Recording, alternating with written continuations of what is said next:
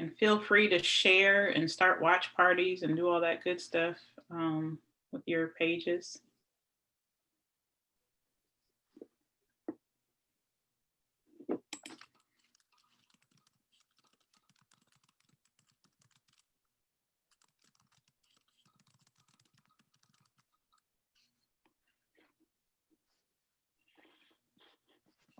All righty.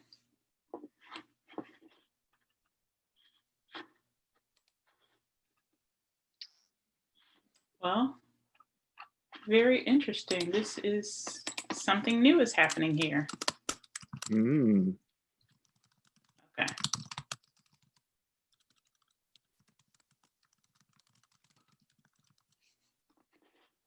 All right. Well, we are going live. Another Friday afternoon with the Men of the White Bass live cast. I am Samantha Elliott Briggs, Director of Gear Up Alabama here at the University of Alabama at Birmingham. And I'm, deviating from the old green and gold today to represent little red, black, and gray spirit here for these gentlemen that are on this screen with all this, what y'all call that, burgundy, crimson, what is it? I don't, maybe they'll share with us, I don't know, but, I bleed red, just like most humans. And one exceptional university, Clark Atlanta University, that a few of us here represent, but I am here as a college access provider. I welcome all colleges and universities. But I am excited for another Friday afternoon with Dr. White and Dr. Bass and Professor Evans. And I'm going to turn it over to Bass so that he can tell us where we're headed today on this virtual tour. Once again, we find ourselves at the White Bass Livecast. So what a wonderful time of the year. I am Dr. Christopher Bass. As you all know, I am the second part of the White Bass continuum, this fish tank, this fisher of men that we like to put together and meet with you all on social emotional support. And today we're going to continue our discussion and our tours of several HBCUs. Last week, as you all remember, we went through the historic Tuskegee University, and we were amazed at what those students and representatives came and taught us about Tuskegee. Now, if you were like me, I learned quite a bit. Today will not be unlike last week. I'm sure that you will learn quite a bit. I'm excited. We have a full cast of characters and actors today. You will be amazed. So I'm going to turn it over to my colleague, my partner in rhyme, Dr. Gary White. Good afternoon, everyone. Once again, it's that time, the White Bass Livecast. We are here and we're kicking this thing up to another level now because what you are about to be exposed to are the men of Morehouse. That's right, Morehouse College here in Atlanta, Georgia. So we have a young man, our facilitator, young Christopher Bass, who will introduce this outstanding team. And I'm going to tell you, everyone that is interested in attending an HBCU, I'm going to tell you mothers, I'm going to tell you fathers, I'm going to tell you all to pause for a moment to get on, because I need you to see what intellectual and academic excellence looks like. There's so much discussion out there about our young Black males, and we've been programmed to a degree to look at Black men from a deficit perspective. But I want to introduce you all to the strengths perspective. And it's not just a perspective, it is literally a way of life. And so for those of you who have young men that you're just trying to get them to survive, I'm going to get you to challenge that paradigm and switch to the notion of success. And so we do know that cream rises to the top. And when that cream does reach the top, you'll see a scattering of these intellectual Black men, the men of Morehouse. And so it is without hesitation that we set the tone today in terms of these guests. So we see the White Bass Livecast, and those of you know that we also have Professor Doug Evans, who really rocks with us and provides a historical perspective. But you all see Professor Evans, and he's got his Morehouse jersey on that he wore when he was a freshman, but we recognize because he's a Morehouse man and he refused to sit silent with the with the screen off and miss the opportunity to participate in this historic event. And so it is without hesitation, it is without any reservation of mind, whatever, that I bring to you all the men of Morehouse. And so I'm gonna turn it over to young Christopher Bass. The gavel of authority is handed over to you. And I'm gonna tell you, let's set the tone, let's get us in the mood, and let's help young people understand why they need to attend Morehouse College. Young Bass. And I appreciate that introduction. I appreciate that. Well, to get the ball moving, I want to show you all a video before I even start the presentation. So here we go.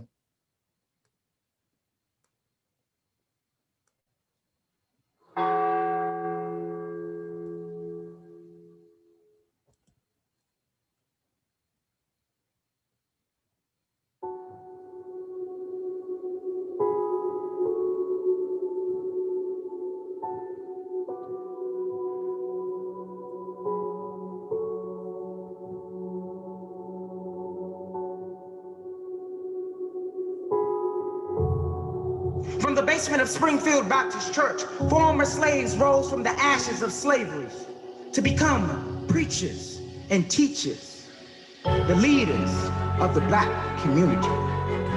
Welcome. And God saw his creation, that it was good, and he rested. But his work was still not yet finished. Today, 150 years after its founding, Morehouse College is here, atop the highest point of elevation in Atlanta, Georgia. Today, you are the candles in the dark, the light of the world for all to see. Welcome.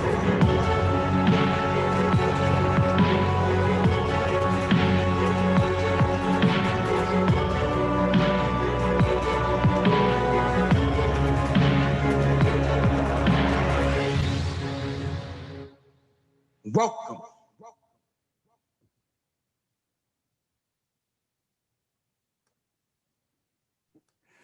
All right, all right. I'm supposed to That be was quiet, amazing. but God, Like, don't. I'm inspired by that. Whoa. I'm very. supposed to be quiet, but Go ahead, Morehouse. Good y'all start, just good set the start. tone. All right, we ready. Okay, now. we listening. All right, all right. Well, welcome to Got my Morehouse. attention. Welcome to Morehouse. That's the goal. That's the goal. So welcome to Morehouse. Here today we have a few of my peers, and so we're gonna start off with our introductions. One thing that we're known for is saying our name, our hometown, and our major. So LUMM, you can go ahead and get started for us. Good afternoon, everyone. My name is Olamide Fabramiye. I'm a junior sociology major, public health minor from Douglasville, Georgia, always Nigeria, and I'm glad to be here today. Good morning. My name is Jalen Sorrells, a senior business accounting major with a minor in economics from Dallas, Texas.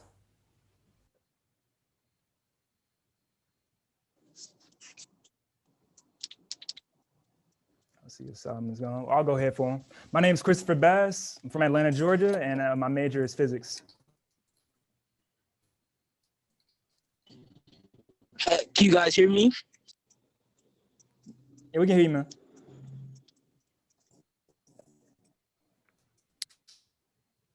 Go ahead, young Bass. Introduce him for us. Okay. Well, that's Solomon Dawes right there. He's actually one of my friends since second grade, and so we. Can you all hear me? Can you all hear me? Yeah, we can hear you, man. You can hear you? Okay. How you doing, everybody? My name is Solomon No, he's out. Dobbs. I am a sophomore business finance major from Atlanta, Georgia, and I play golf. Sounds good. Sounds good. All right. Going on to the next slide. Just give a few quick facts. So the school began as known as Augusta Theological Institute. It was found in the basement of Springfield Baptist Church. And this college is one of the only 3 all-male liberal arts schools in the country. And specifically, it's the only school for African-American men. It was the only school created specifically for African-American men. The school was founded in 1867, and it's located near downtown Atlanta, about 3 minutes from the Dome, 3 minutes from Centennial Park. So it's really near the heart of Atlanta. And like I also said before, this is a school made specifically for African-American men. Is there any more history that you have to tell us? Mr. Evans or Lama, you can go ahead for us. So as you stated, it was founded in 1867. Initially, as it states here, known as the Augusta Theological Institute.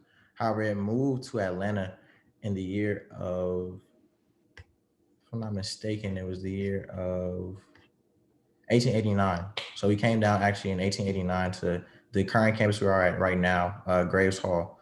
And that was known as Century's campus. So the college used to be in one building, Graves Hall, which is our staple at the college.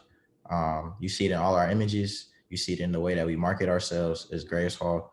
We have a thing at Morehouse where we debate about which building is the best. I mean, I stayed in Brazil, so I know that's the truth. We had the dream team. I like to say that because, you know, it was built for the Olympics. And there's many other facts about Morehouse College. But overall, I can say that Atlanta wouldn't be Atlanta if it wasn't for Morehouse College. Thank you, thank you.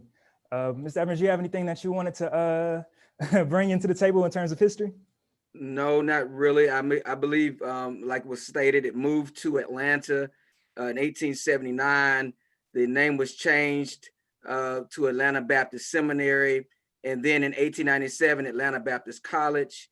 And because Rockefeller was donating land to Spelman, it was able to actually physically have a location there in Atlanta, right next to Spelman. So had it not been for Spelman, we may still have been in Augusta.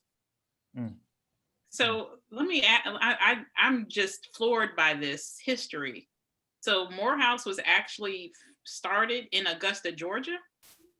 I never knew that. Springfield Baptist Church, Dr. Briggs, which is one of the oldest continually African-American congregations in America, next to First African Baptist Church in Savannah. And it was started right there in the basement of Springfield Baptist Church.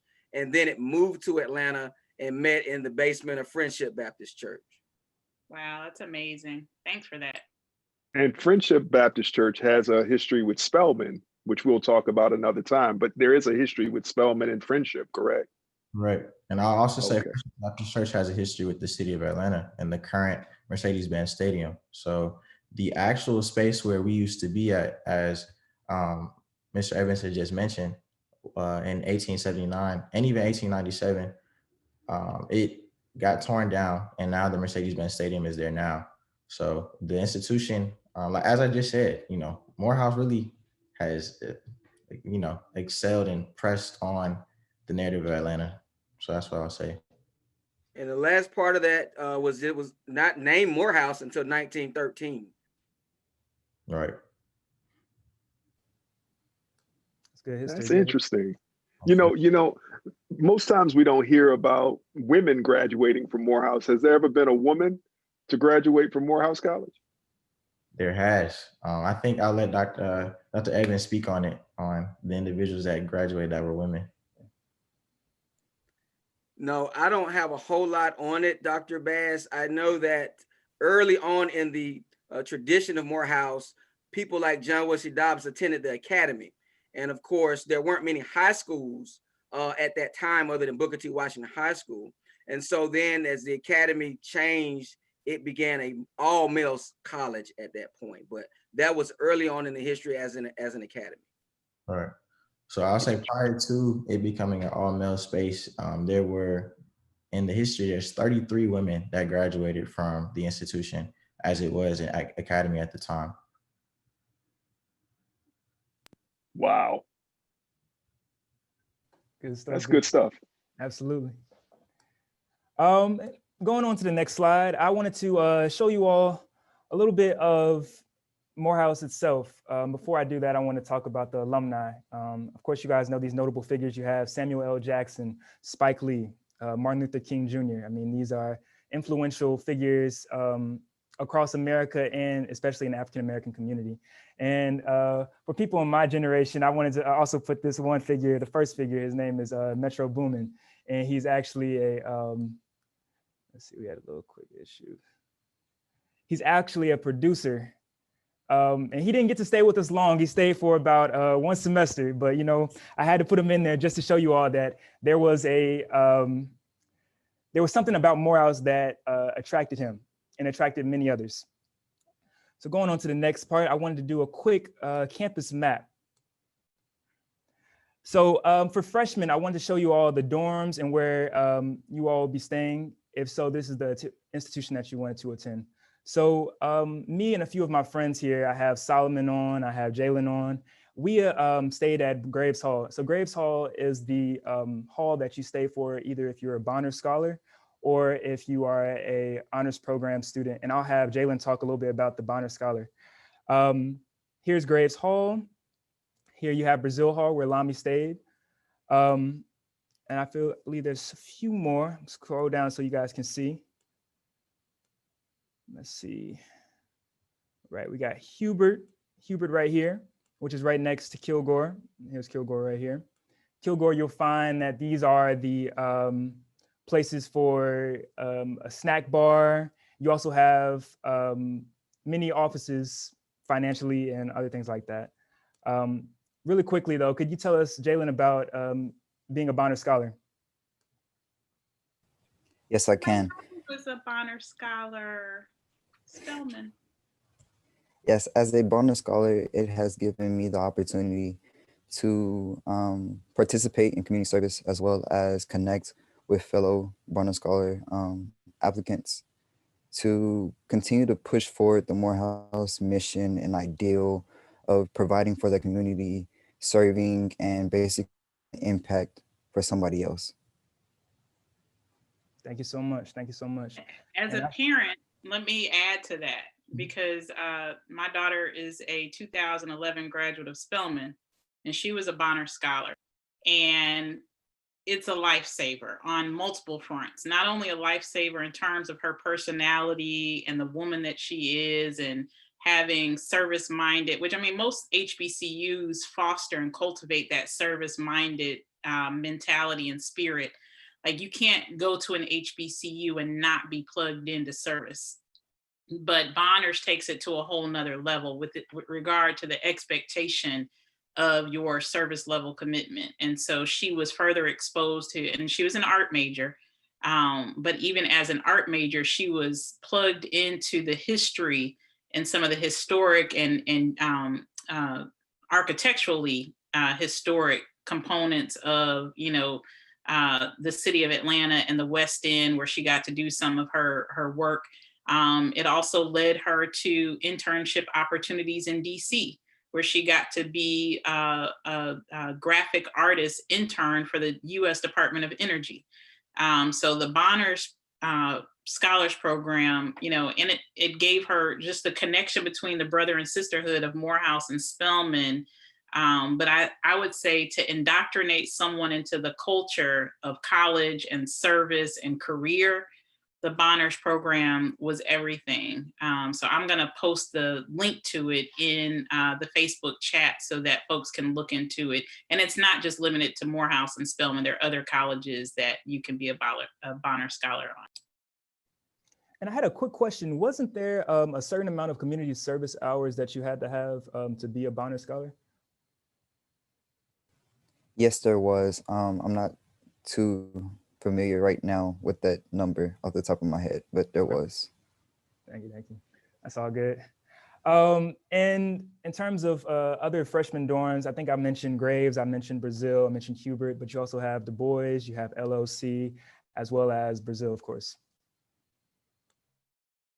And if I forgot one, please let me know, make sure I was on track.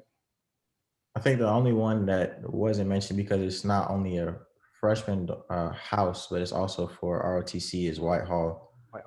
Whitehall, as well as across from Hubert. As I just stated, is for ROTC students who want to go into the service while also being in school. That's typically where you would be, and do your training and things of that nature on campus.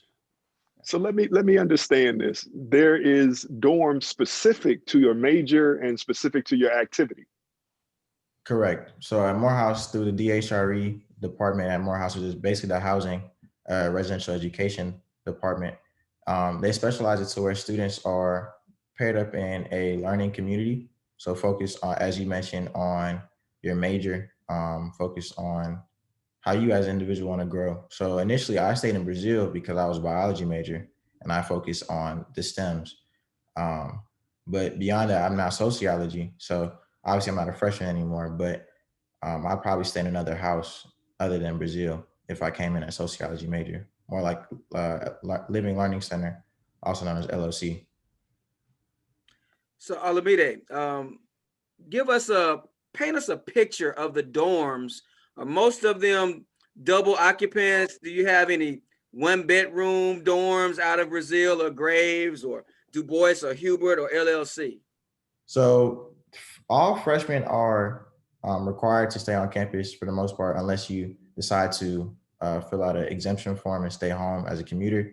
But for the most part, it is double occupancy. You get to know a brother through him being your roommate. And the only single occupancy rooms are for upperclassmen. So in buildings such as Robert Hall, such as the Morehouse Suites, and yeah, those are typically the only rooms or only buildings that have single occupancy. But for the most part, you get to know another person by them being your roommate. You know, for some it goes well, for others, you know, it sometimes it's not. But that's for you to make up that decision and put your best foot forward for it to be the best experience you can make it. Wow. Another mommy question. Who monitors you in that dorm? You have residential advisors, which are also funded and put together through the residential housing department at Morehouse College. So RAs go through a process. I actually was an RA myself my sophomore year at Morehouse. I served in the East Suites, actually both East and West, but I stayed for the most part in the East. The West is right across the courtyard, but I had to work desk at the West as well. But for the most part, you as a student, as an RA, you look over the brothers in the house and you make sure they're straight. You make sure that they are able to really navigate through their semester by putting on programs, by checking their doors from time to time, by really just looking out, you know, not necessarily as a parent, because you are also a student. Sometimes you're younger and older. I was younger than everybody in my building. I was a sophomore while everybody in my building were juniors and seniors. So I'm you know, trying to help them out and put them on game with things that they should already know and that they already do know.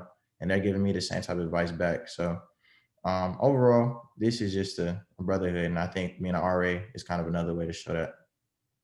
If you all don't Now- mind, I'm just dying to ask a question. I missed that train when it happened, but that opening video that you all had, I was seeing some type of induction, some type of ceremony, and by the time we got done with it, I was screaming. And I'm sure that everybody's watching this saw something. Now, y'all have to understand, I've been an alpha for 30 years, right? 31 years. And so when I was looking at that, my mouth dropped because I got a little moved by something that I was witnessing. So I know you all are talking about the building, but if y'all don't mind just backing up a little bit and just either of you tell me about your experience in that induction. And is it that induction that make you a Morehouse man? Is that what that's all about? What did we see? Somebody help me. Great question. I'll dive in first on that question. My experience may be different from anybody else's towards that induction part of it, being and witnessing becoming a Morehouse, a part of the family of Morehouse College. I will say that for me, it was moving. I was able to sit there with my brothers in arms and say, hey, this is the first step that I want to take to better myself, to make sure that I'm striving on the right path and continue to work for it in the future. So from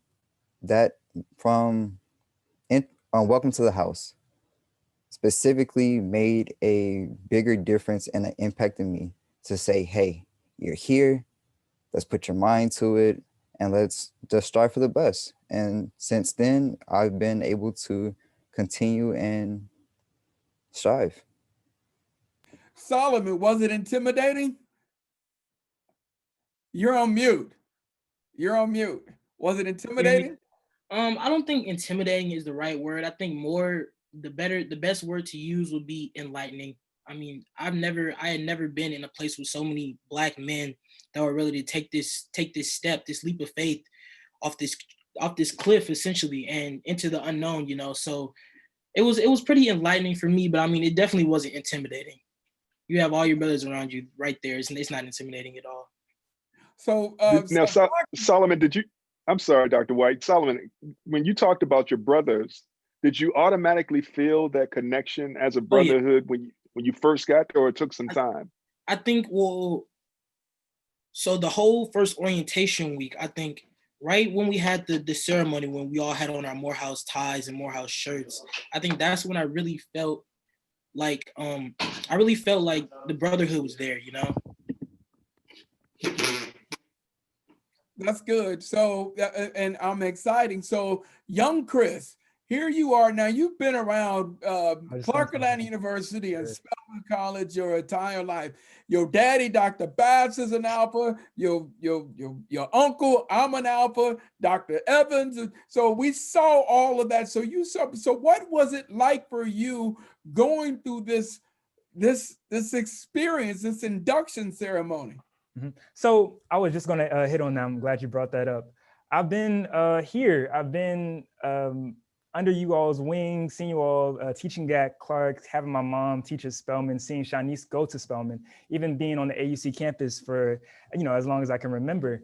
And I never saw this. And so it was like a rites of passage, and it really prepared me for my future. I mean, I didn't take it to heart while I was in the moment, but when I'm sitting here now reflecting on it, it really was an influential piece, and it really changed the way that I carry myself. So I want to add to that real quick, because I think what you just said, Chris, is so important. Like, we can be around something all our lives. Something can be right in our face, right in our back door. We can be there. But coming in as a student and an inductee into this culture is completely different in a way. And even for the gentleman who said they are from Atlanta, I'm sure you felt, some of the same. You thought you knew what Morehouse was until you were introduced to what Morehouse is. Absolutely. So Professor Evans, just very quickly, and then I'm gonna get back out the way because that induction was just mind blowing. So Professor Evans, did y'all go through that when you were in Morehouse? And can you give us a little, just a little history or a little understanding of that ritual? Yes, Dr. White. Before social media and the rotary phone, bedrock Flintstone days, it was still similar. And to Dr. Briggs's point, though I'm an Atlanta native, leaving my community of Douglas High School as Christopher left his community, it was totally something different. When you got there, as you're meeting new people from all over, you're pretty much left. Because I remember like it was yesterday, the student advisor looked at my mom and said, "Why are you here?" And she was like, "What?" And it was, you're on your own. And then you get in a room and you're told you better have a pen at all times because you may not know who you're going to meet, where you're going to need to get their contact information, because Dr. White, we didn't have this. And so I remember wearing a shirt and tie, though it wasn't Morehouse on it. We all had to look the part on Spirit Night. And we were told, look to your left, right, Brother Solomon? Look to your right, Brother Jalen? Somebody may not be here. And so you had to learn how to survive in an all-male, alpha male climate. So it changed my life forever, Dr. White. That brand, something about that branding, in California, where I was born and raised, we didn't have much information about HBCUs. The amazing thing is that we knew about Morehouse College, we knew about Clark College, and we knew about Howard University. And Grambling. Those were the HBCUs we knew about. But the interesting thing is the brand that Morehouse always had, and you just hit it, and then I watched one of the other students raise their hand, that branding that when, I was in college, when I heard a professor say, a Morehouse man always carries a pen. And so I thought that was just the most amazing thing. Young Bass, back to you, sir. Absolutely. I mean, this was a good topic to talk about. I mean, I was gonna bring on later on what makes Morehouse stand out. And I mean, through these conversations here, that shows why we stand out and what, And I see Lami had his hand up. Yeah, I was just showing off the pen. As Yeah. Dr. mentioned, there's so many things that you get acclimated to coming to Morehouse that you recognize, like it's just different from what you learned from high school. The transition is very different, not even just in high school, but in other colleges, they're not getting that. Like I remember my first time, my first internship after my freshman year, I was at Columbia in a program, and I'm there, and they're asking me about my school, just and I'm able to like give them information. And every single they used to not necessarily clown me for it, but they would admire the fact that every time we had a conversation, I knew how to refer it back to my institution and say something about the institution. I would always be prompt with the pen. Like the first day, I had the business casual outfit because I had to make an impression. So Morehouse definitely does get you accustomed to the idea of wanting to be successful and knowing that you have to present not only yourself but a whole institution, a whole family, a whole community. Back to you, young Bass. I got me on mute. Absolutely. So one thing that I also want to hit on is Atlanta. Atlanta as a city. I mean, we are lucky to be in Atlanta. Many schools you'll find that are in college towns. For example, you have in Auburn, who is a college town. No shade at all, but Tuskegee is a college town as well. And so one cool thing about Atlanta and Morehouse is that we are surrounded by so many companies, businesses, and outreach, whether that's alumni, whether that's people that just want to see us do well. I mean, people call Atlanta the Black Hollywood, the Black Mecca, because there's so much that we're tapped into. For example, I mean, I went to something that was so amazing. It was the gala that happens around January, February, I believe. And I was sitting with one of my friends, his name is Ramses Walker. And one person passed by me and another person passed by me. And I was like, wait a minute, who was that? And they said, that's the CEO of Coke. That's the CEO of Microsoft. And it caught me off guard just to see how we're surrounded by so many influential people. And so being in Atlanta is a plus, I feel. Many say that being in a college town, being just surrounded by a college is great. But I think even being surrounded by a city where you have outreach is even better. Chris, can I ask you a question about that? Absolutely. Because you mentioned something about being surrounded. Now, we know that Morehouse is a part of the Atlanta University Center. So as Dr. White, and I see you, Dr. Briggs, as Dr. White mentioned, there's a reputation that is known throughout the country, throughout the world about the great Morehouse College. But how does it feel being a part of a consortium of other HBCUs who can hold their own right? I mean, Clark Atlanta University is the best that there is.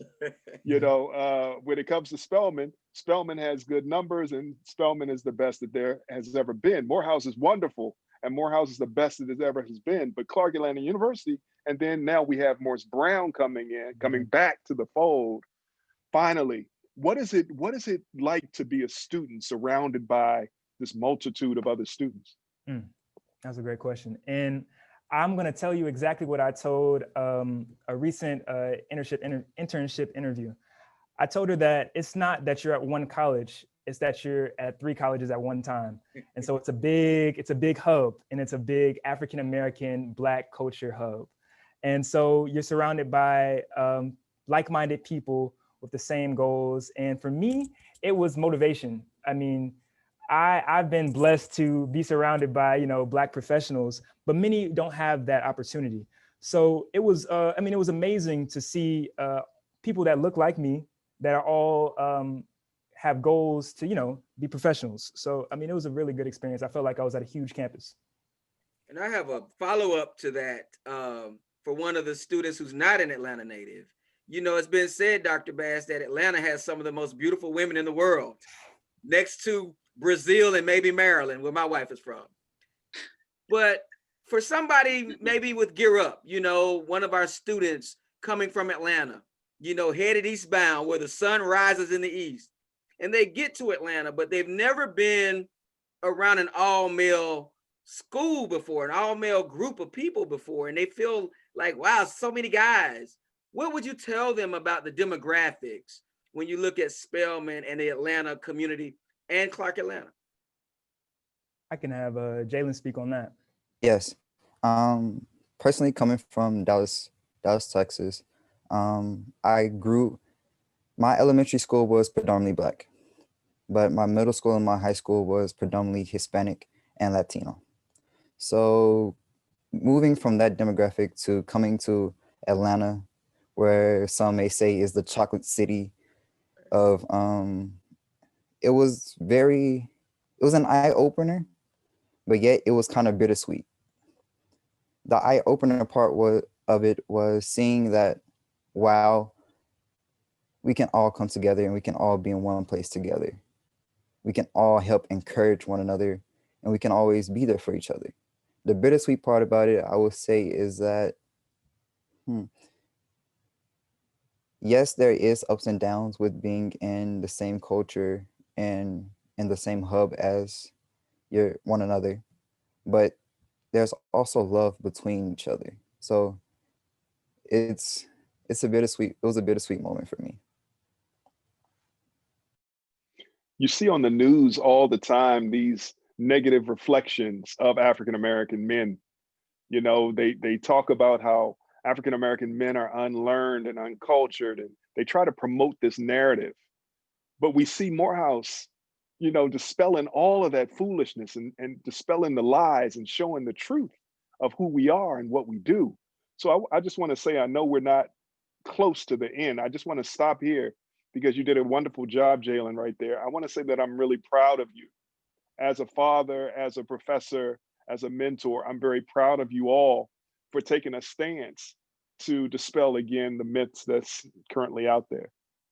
Lami, I think I see you about to move. What you got? I actually didn't. I had things saying in my head, but the only thing to your point about us dispelling as men of Morehouse is also the idea of us being change agents. So I'm also a student ambassador, and at Morehouse, those are the individuals that give out the tours and kind of show you prospective students around campus of what it may be like if they decide to attend the institution. And at the end of the tour, there is this bust of one of our presidents, Benjamin Elijah Mays. And also in that same area is a mural of our emblem of the college. And it's a sun rising above clouds with rays shining out. The emblem represents the idea of our community, our institution, rising above oppression that we've seen for years, basically our whole existence. And then shining above that oppression to be those change agents to those other communities, to stop oppression from coming again, to stop and dispel, as you mentioned, the disparities that we see in media, in health, in various other facets of life. And overall, it's just Morehouse College is that change agent. It is that that factor. That's beautiful. Once again, I'm going to make a comment later on about being the only female in this square. But before I do that, because something that Dr. Bass and Olumide just said made me come to Solomon, because I keep looking at him down there with that sweatshirt on. So as we're talking about dispelling myths, there's another one, and that is Black men as machines, as bodies, as, you know, the only thing that we can do is go play a sport. You know, we're not academicians, we're not professionals, we're not all these things, but rather our bodies will give us success. But you are there with student athlete, and what does it say underneath? Advisory committee. Okay, so then we have leadership, and we have scholar, and we have athlete. Give us a breakdown of what that means to you. So I think the interesting thing about Morehouse per se is the fact that even though Morehouse does offer sports, just like Clark Atlanta, and Spelman doesn't offer sports, but anyways, I think the best thing about being a student athlete is you almost don't really feel like a student athlete. You still feel like more of a student. So the student athletes at Morehouse are they're treated like any other student, and you almost could say they're pushed harder than regular students, you know. So I mean, I play golf in Morehouse, and it almost feels like if I were to give you a rundown of my schedule, everything is still in tune with academic excellence, leadership, service. My golf routine is really just intertwined with my regular routine. So I'll get up 7 a.m., work out, go to class from about 8 to 3, but right after class, I have to go to practice.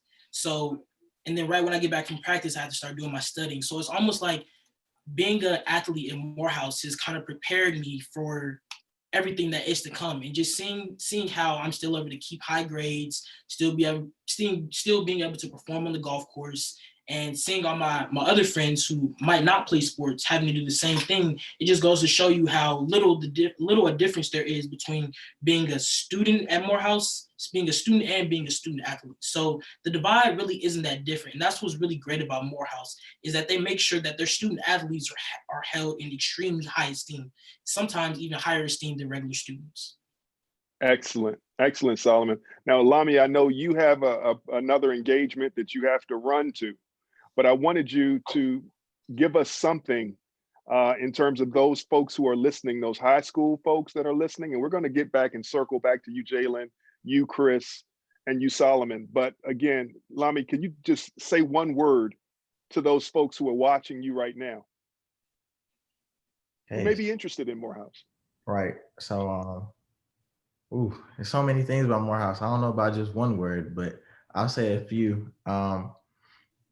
If you feel the inclination that you're looking for a brotherhood, that you're looking for a family, that you're looking for a space that will give you room to grow, I say come to Morehouse College. If you're looking for an area that you can find diversity, come to Morehouse College.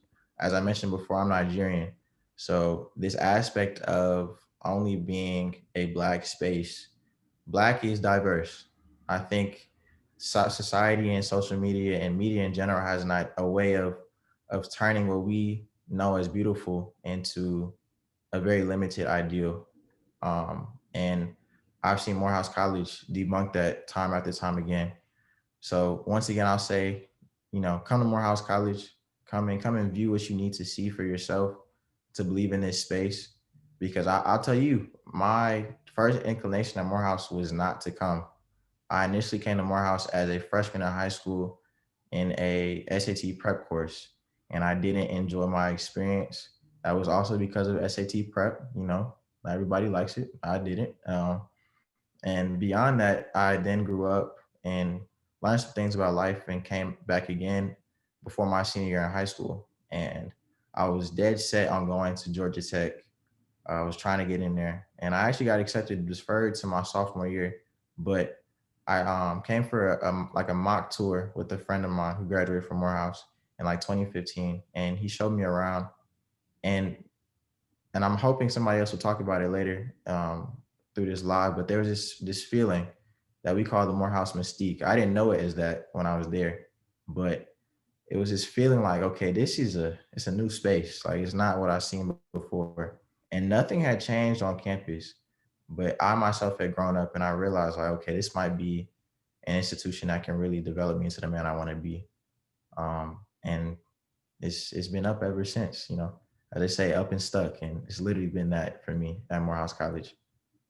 Wow. So what he said essentially is that when I was a child, I thought as a child, but when I became a man, I put away those childish things. Suddenly his vision became. Come on, preacher. There is something about the Morehouse mystique that I want to throw at everyone. And I'm going to take that scripture and I'm going to add that other scripture that's dealt with iron sharpens iron.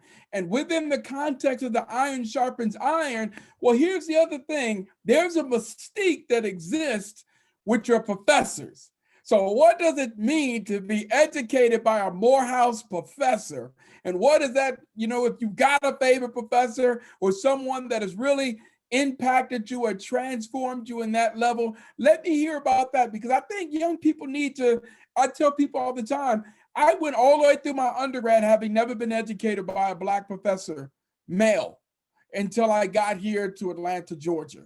But you all are educated by a sea of them.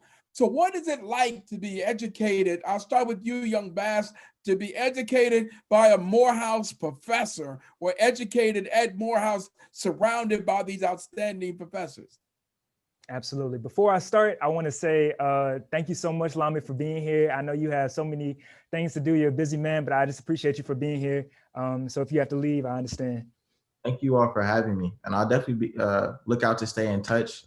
This was very great. You know, once again, if this has to happen again, let me know. I'm always available to speak on the institution. We appreciate you. Of course. Thank you so much. See you all. Howdy. Young Bass? Yes, sir. Now, it's a difference. You know, I can agree, or I can add on to what you said. I never had a lot of African American male teachers through my journey from K through 12. I think I only had one fifth grade teacher, and Solomon can add on to that, Mr. Tedessa. That's the only teacher I had. So being surrounded by African American male professors really changed the game, and it felt like it was a father figure that was talking to you. And so having a father figure that talks to you kind of gives you more of an inclination to be more engaged.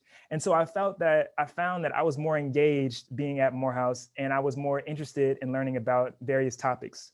So for me, in my opinion, I feel that having those African American males as professors motivated me to do better. Solomon? So when we talk about Chris's point and just having that one African American teacher pretty much all the way through, African American male teacher pretty much all the way through primary, elementary, and middle school, I think just coming to Morehouse and seeing how, I think I only had one teacher that wasn't an African American teaching me. So I think just seeing how they operate and knowing that they're really here, their main goal is to not only help us learn, but to push us as hard as they possibly can. Because when we go out into the world, we're not gonna have anybody to handhold us. You really don't want these easy teachers that are just gonna give you a pass. You want teachers that are not only gonna teach you the material, but also give you more and more thinking to do, really just to motivate you and push you as far as you can be pushed, really. So I think that's another amazing thing about Morehouse is just the amount of Black African American male and female professors that they have that are really just there to not only make sure you learn the content, succeed in the class, but also succeed outside of the class and take your learnings from that class to even bigger heights.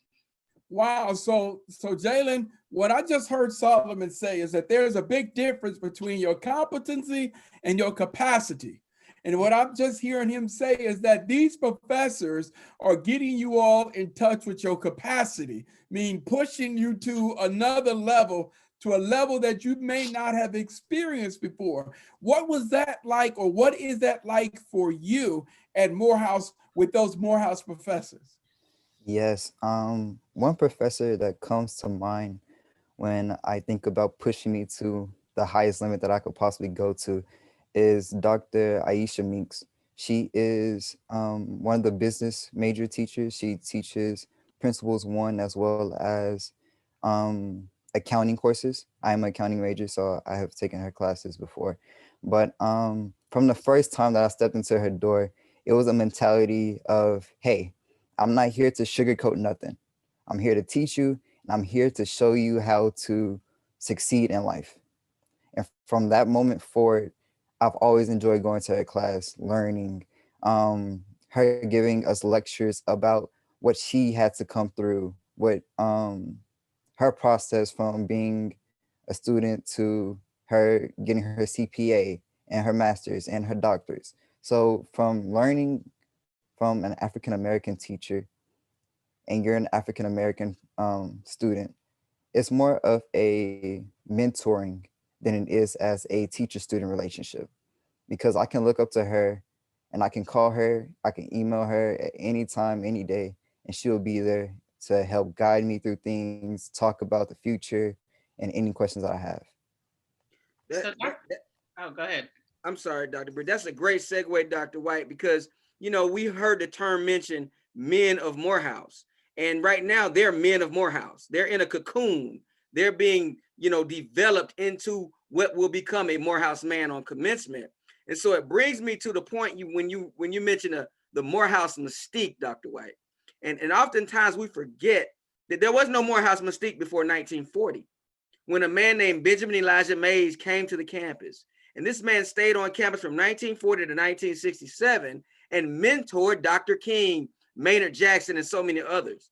And so I want to just remind young Chris that there was no chapel until Dr. Mays brought this tradition where we would wear shirt and ties once a week. And Dr. Briggs, we would have the most dynamic speakers from the college alumni or just from the business community. And so I want to ask, have you all had a chapel where there was a speaker, you know, that something clicked or you heard something from one of those forced chapel sessions that you had?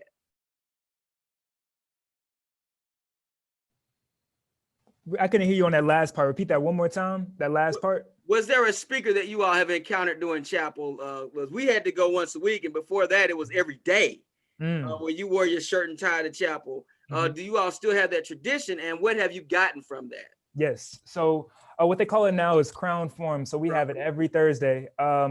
It tends to be every Thursday. They might miss 1 week or something like that. But like you just said, it's like a keynote speak. It's like a TED Talk every Thursday. So everything stops, classes stop, everything stops, and everybody comes at 11 o'clock to King's Chapel, where we will listen to an influential speaker who either has a story or is an alum from the past, talking to us about what he's experienced and where Morehouse has shaped them as a person or character. I'm trying to think of an influential person that I remember while I was on campus, but I would have to say the most influential speaker that we had for me would be, what was his name? Tally. I think he worked for Vogue or something like that. I think it's Leon Talley or Leon Andre Talley, yeah. That's it. And so I had him while we were on Zoom on campus, but to hear him talk about all that he went through and what he had to do to go the extra mile in order to be successful, that really helped me out. And so the main goal of these Crown Forums are to teach us about stories of African Americans that have been successful, maybe through struggles, maybe through certain conflicts, but they grew as a person from those conflicts. And so Crown Forum has been very great for me. So go ahead, Dr. Bass. I was just going to say, I remember a picture with Oprah. Didn't Oprah come to campus or something? So what Oprah has is it's a Oprah Winfrey Scholar. So she has, I don't know the exact number, but there's a group of Morehouse students that are selected through an application process, and they become these Oprah Winfrey Scholars. And so she, I think she pays for everything. I could be wrong, but she pays for a large amount of money for them to come to Morehouse. So every year, I believe that she may come over and she speaks on a certain topic or something like that. And so the funny thing about that picture was we were at a keynote that she had in, I think it was RAPAC, which is our Performing Arts Center. And she was talking to the president, and that was great. I was with my friend Ramses, and that was good. And it ended, and so I went back to my room, and I prepared to lay back down and prepare for my next school year or school day. And Ramses called me, and he was like, "Chris, my dad was wondering if you wanted to go to past schools to eat just to catch on and see how you all are doing this semester." I said, "Absolutely." So I tagged Solomon with me, and we went over to past schools, which is nearby Clark Atlanta University. And we sat down, and it was great. And next thing we know, everybody pauses in the past schools because Oprah Winfrey walks to the door. And so it shook the room. It caused us to be in gasps, and we were just confused. And what made it even crazier was that she sat right next to us. So we had dinner with Oprah, and it was crazy because you don't see those experiences, or you don't see that every day. And so I believe that was very, very impactful for me. And that just shows how many connections Morehouse has. Jalen or Solomon, I remember like it was yesterday. I applied for many schools. Clark Atlanta was one, Dr. Briggs. But I remember sending a photo in to Morehouse on my application. And so I want to just ask you guys, do you remember that process? Do you remember what it was like when you were taking the SAT or the ACT, and then you filled out that application and waited on a confirmation that you were either accepted or not? Could you tell our potential seniors in high school what that process looks like? Yeah, I think I would definitely be able to speak on that. I mean, I know in my family, my parents have been really, really pushing just towards making sure that I get into the best school possible. So when I started my college application process, I mean, pretty early. I was writing essays with different prompts from probably about end of my junior year in high school. So just really just preparing and just making sure you have every single thing you need necessary to not only stand out on your application, but making sure it's complete and full. And those types of little things that you can do almost a year in advance that can really just help you out. They take a lot of the stress off of the college application process, the stigma of the college application process. So just making sure if there's any at all, any little things you can do while you're still maybe a junior in high school that can really help you and propel you forwards.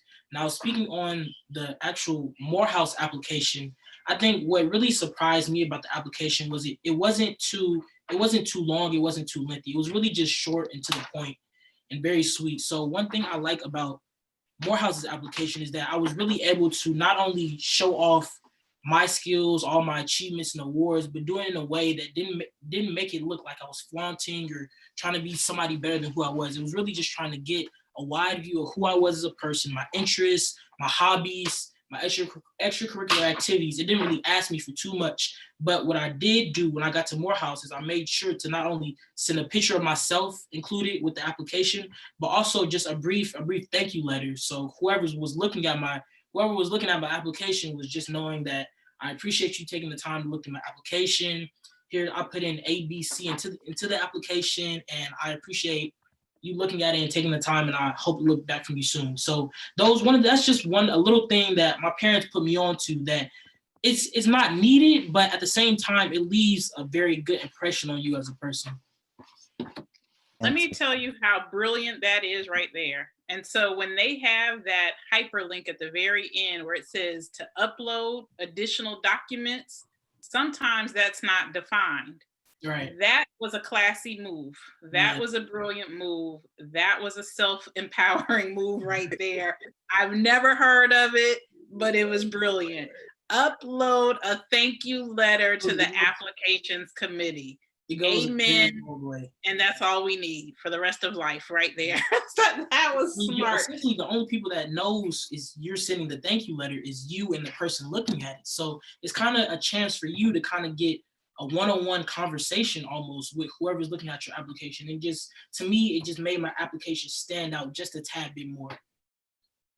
So Jalen, you were going to make a comment, and then after you, I want to bring in some comments that we're getting here on Facebook in the chat. Yes, I was going to say that a part of the application process, you have to submit a brief video. I believe the requirement is like in between a 1 minute and a 5-minute video of questions that they will ask you as if you were going to an interview. So questions like, tell me about yourself and things of that nature. So that is also a part of the application process. That's awesome. I know that I applied to Spelman only for appeasing my father, and never had a desire to go to Spelman. I knew I wanted to go to Clark. I'm a 3rd generation Clarkite, so it was important to me. Skipping my parents' generation, my father went to Howard, and my mother went to the University of Alabama. But I want to bring in a couple of comments from the chat, and then I have a question that I want to ask you guys as well. And so first of all, we have to recognize one of our regional coordinators, Ms. Lenora Mzaya from Columbus, Georgia, is a Spelman graduate. So she kicked this off right away and said, as a Spelman sister, it is good to see my Morehouse brothers today. So gotta give a shout out to one of our own. Of course, Dr. White, per one of your previous statements, Dr. Bass politely said, I think reverend or, pastor, but anyone who's a part of this weekly series, we know that, there's a phrase that has been coined, a moniker that has been coined for you, and it does not contain, too many pronounced consonants. We just say Passa. And so Tez, gave a greeting to Passa White as he hit that stride earlier. But I also want to tell you that Craig Esther says, that's the thing I love about my HBCU experience. You are pushed beyond capacity because what you couldn't see in yourself, the professor could. And he's speaking as a graduate of Virginia Union. And then also Demetrius Hope. When I was at Morehouse, Spike Lee and Magic Johnson's Crown Forums were the two that had the biggest impact on me. So that just kind of adds to the diversity of characters or presenters that come to Morehouse. And again, several of us are in here talking about that thank you note, that was brilliant. So we thank you for the Dobbs family for giving that to us. And I want everybody to have that takeaway. And I tell you, I tell my students all the time my story of resilience. I was not a scholar. I mean, I had a scholar mindset, but I had fun in high school. I was not in high school to learn. I was not in high school thinking with the end in mind of what came next on those college applications. I had some level of privilege in knowing that I was going to be a fourth generation college student. And I just knew I was going to get in somewhere. And I never really thought about the process because in my family, it was just an automatic given. But what I had to do to justify my grades, 2.0, was I had to use that other submission that Mr. Dobbs just talked about. And so I uploaded a 3-page resume of community service because I was busy in the community. I was a leader. I started organizations. My father was one of the attorneys on the desegregation case in St. Louis, where I'm from. And so, we started student committees to help us integrate ourselves into, all white school districts and what that felt like. So I was on race relations committees. Like I did a lot of community service work. And I got the opportunity, my parents told me to write a narrative. Explain why you didn't get good grades. Because I didn't tell the fun part, but I did say I was busy in the community serving. And that's what got me accepted into the colleges of choice, was that I was a servant leader, even in my youth. And so you're right, uploading is a powerful opportunity. And so that's something I want to make sure that we leave with, with our students, because we're all over the spectrum in terms of grades. So when you get in there and you see the criteria and you see the GPA and you see the ACT scores, know that there is a way in which you can advocate for yourself to meet beyond, those expectations. I want to ask you about the consortium. Dr. Bass alluded to Morehouse being a part of a consortium. What does that mean and how have you taken advantage of it? And your answer could be anywhere from olive branch during that orientation phase, all the way to taking classes across campuses. Now, you brought up, young Chris, that picture of the famous Morehouse men. Now, there's one in controversy on that list that, those of us from across the yard like to argue about. Who would that be, Doug Evans? Who we like to argue about on that list that claims Morehouse, but we would say something else over at Clark Atlanta? Took all the classes over at CAU. I don't know who you're talking about. I can't wait to hear, though. I mean, we may or may not be talking about Spike Lee. But the thing about the Atlanta University Center is that we all have our specialties, So my husband went to Clark, but he was an art major. All of his art classes were at Spelman. You could be a pre-med major at Clark. You might have to take some of your classes at Morehouse and Spelman. I was an education major. All of my education courses were filled up with folks from Spelman and Morehouse who wanted to be a teacher, because we had the School of Ed. So tell me about your experience, because that's one thing that I don't think a lot of people understand, especially going back to the idea about all male. You know, when we told our daughter Spelman, she was like, like, I'm not about to be up there with girls all day. You know, because she wanted to see boys. Yeah. And so when she, you know, had the experience and saw how fluid the campuses were, she had the protection and the safety and the sisterhood of Spelman, but she was able to intermingle and take classes and do other things across campus. So could you all speak to that a little bit? Absolutely. I can go on and start that conversation. To anybody that's looking at it, when you see the single ed education or just a single ed university, don't think you're not going to see the other gender. I mean, like I said earlier, this is a big college, so the consortium is a big college. So you're interacting with Spelman students all the time. You're interacting with Clark College students or Clark Atlanta University students all the time. And I wanted to talk about your Clark Atlanta University. I want to talk about the cross registration that you mentioned. As a STEM student, many Spelman students come over to Morehouse to learn. I mean, I had a Calculus 3 course as well as a mechanics. It was either mechanics or optics physics course. That there were about 4 to 5 Spelman students in there, just because I don't believe that those classes were on the registration for Spelman at that time. So there's all the time you'll find that there'll be Clark students that pop up, there'll be Spelman students that pop up at Morehouse, and vice versa, any university that you go to. So it's really a big college, even though they have 3 different names. It's a big college, and you'll find that you'll be surrounded by them 24/7. Well, I must say here that Clark Atlanta University is the only university in the Atlanta University Center. So that's all I had. Go ahead. Sorry about that. So as you all see, this has been really a historical occasion as we listen and have the opportunity to experience these Morehouse men. We've listened to them talk about leadership. We've listened to them talk about the educational experience, even the buildings. I'm telling you all, for those of you who are interested in contemplating attending college, I'm going to tell you to log on to the Morehouse website. I'm going to tell you to take the opportunity to have a conversation with a Morehouse man.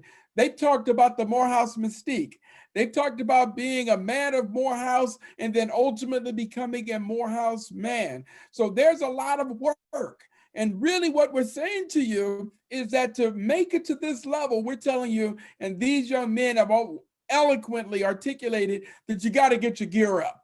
So Morehouse is not the college to go to, that if you're not prepared and you have not got yourself mentally together to acquiesce to the trends, the patterns, the beliefs, the expectation, and the tradition of Morehouse. I've got one last question that I need to ask you all, and that's related to the college life. What makes it fun? What makes it memorable? Tell me about what it means, the homecoming. Tell me what they may have missed that when they leave home and they make it, because the freshmen, we do know in the fall are going to be there. So now I'm not going to ask you all about this Trail of Tears thing that I hear about. I'm going to let that go. But tell me about homecoming, the fun, the college life. Who's any one of you all a senior? Who's the senior? Who's the junior? Go ahead. Let me hear about it. The most fun is they're across the street from Clark. I will dive into this first. Too long to answer. Go ahead. I'll go ahead and dive into this. The homecoming atmosphere is one of a kind. I can recall from last year, not this previous of fall 20, but fall of 2019. As me being a transfer student and my first time on campus during homecoming, it was different.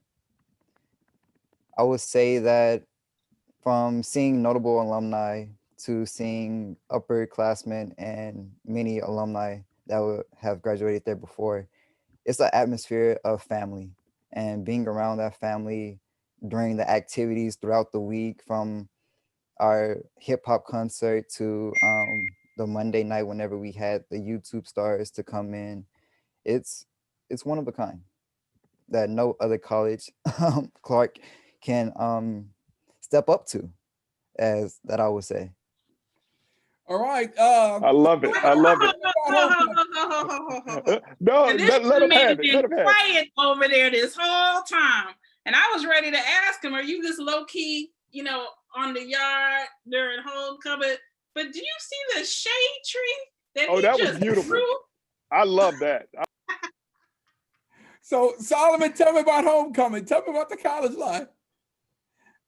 Well, I think definitely being a student athlete is kind of different from the normal college experience. I mean, I didn't have all the free time in the world, but the free time I did have, it was pretty nice. I think the best thing about going to school in the Atlanta University Center is really just the camaraderie. So I mean, we all get out of class about the same time. Of course, I have an extra 2.5 hours of practice. But when I come back and finish all my studying and everything, there's still a lot going on. There's still a lot of events. There's people out in the yard talking all night.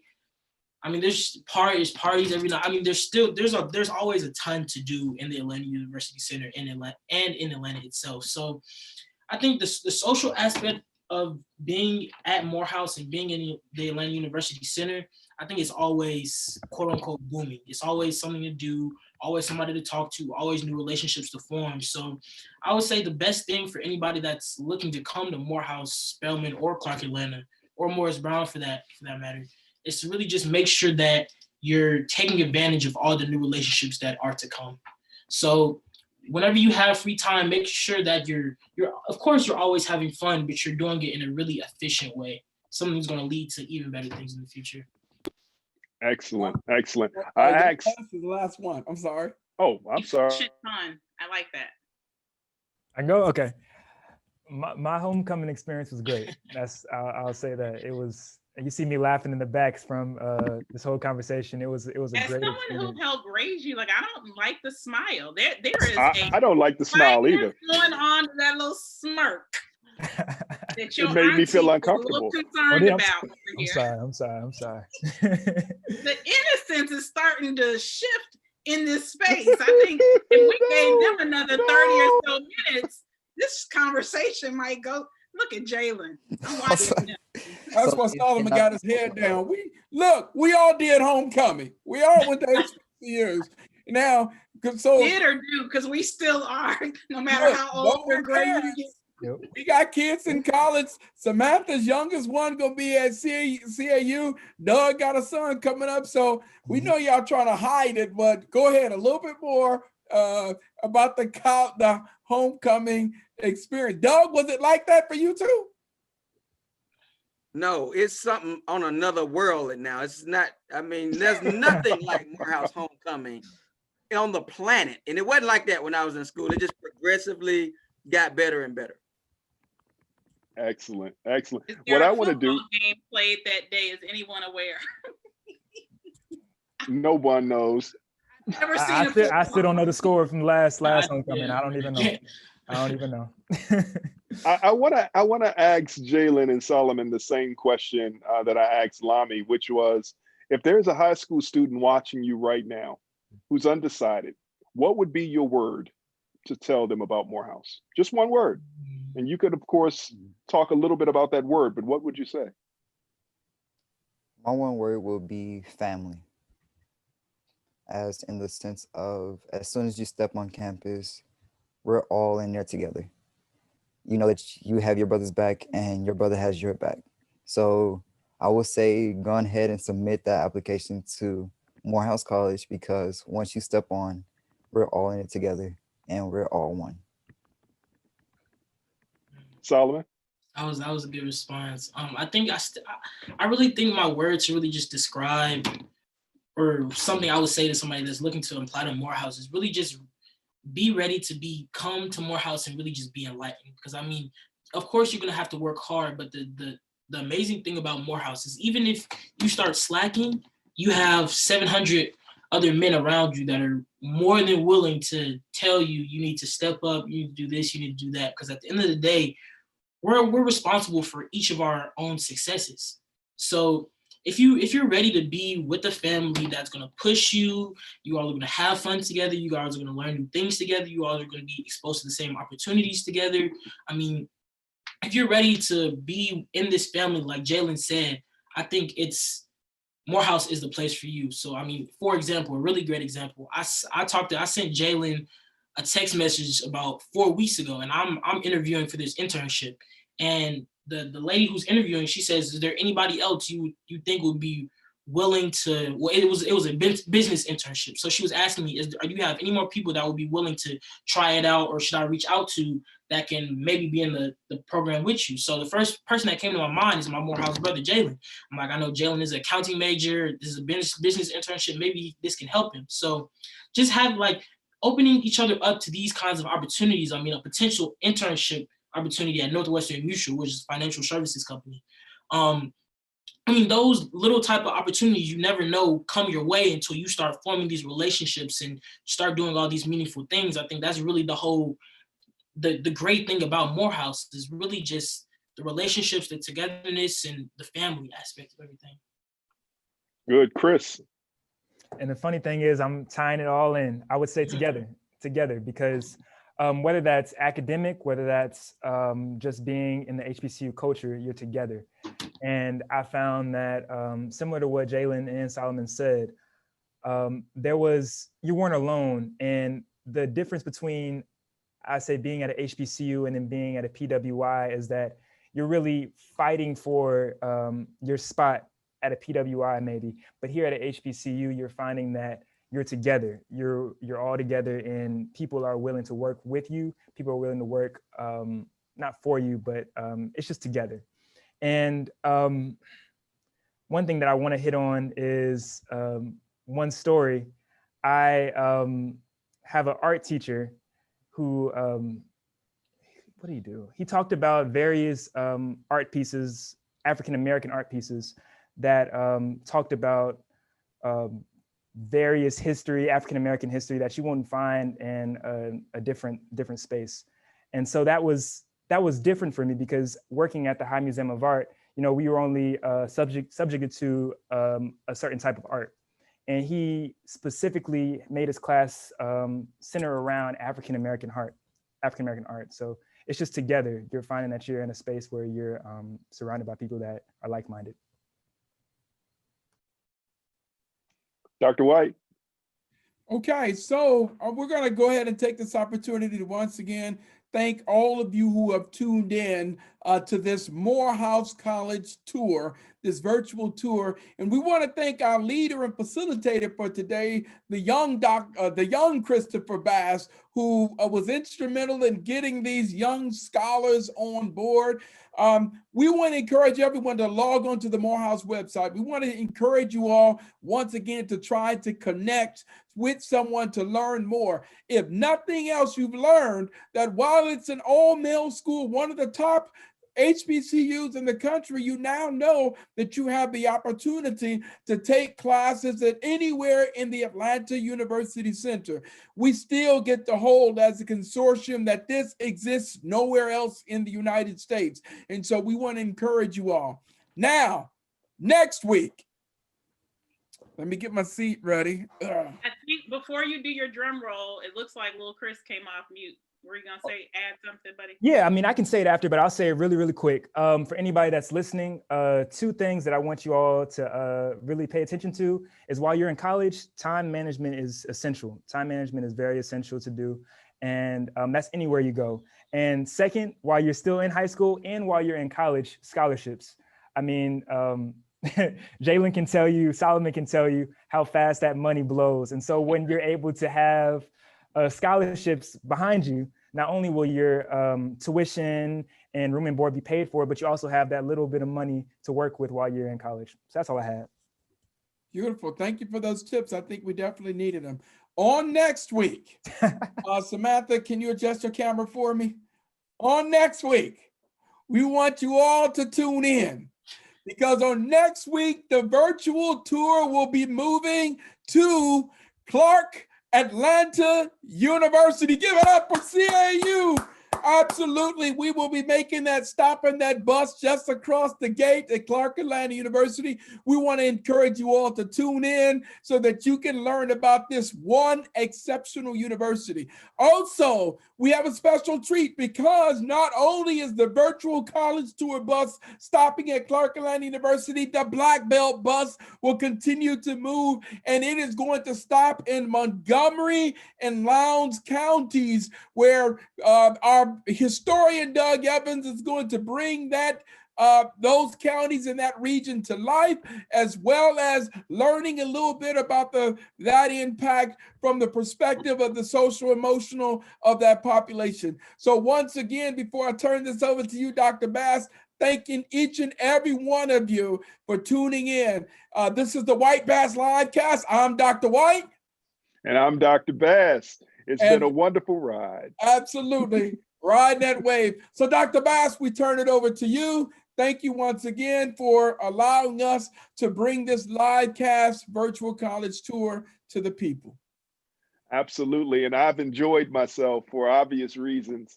I want to say again how proud I am of all of the young men who showed up today. And for those of you who are watching, I want to give a special shout out to our fearless leader, Dr. Samantha Briggs, for allowing this thing to happen. And of course, we can't say anything without talking about our famous professor, the professor of history, that great man of Morehouse, Professor Doug Evans. So again, this has been wonderful. I look forward to next week. This program, they keep getting better and better. So Dr. Briggs, can you take us out? Absolutely. So I'm excited. This has been fun. We had fun last week with Tuskegee. The men of Morehouse brought it today the only way in which they knew how, and that was solid and straightforward. So I am grateful for you. And, hey, you all are more than welcome to come back and join us as we, cross over. There were so many sayings back in the day, young Chris there, where he called us a college. Y'all remember at the football games where we used to say, pass, pass, pass the knowledge. We are a university and you are just a college. We had so many little fun sayings, but when he said that popped straight in my head. But anyway, this has been a blast. I hope the students are going to have the opportunity. If they didn't have the chance to watch it, then hey, RC, site facilitators, team leaders, make sure that you share it with your students. We'll be sure to put it on our YouTube channel. It'll live here on Facebook as well. But again, Jalen, Solomon, Chris, this was amazing. Thank you so much for picking up the torch from Jaya and handing it. And then next week, we get a new group of young people, right? Who will teach us about Clark Atlanta, share their experiences. And hey, we'll wrap up next week and then we'll bring it back again in January and visit a few more colleges. So again, to everybody who's joined us today, thank you so much. We have lots of folks over there in the chat. You can go check it out later, who are saying what an amazing job you young men did and that you represented well. So again, thank you, and thank you. Take care. See you all next week. Absolutely, absolutely.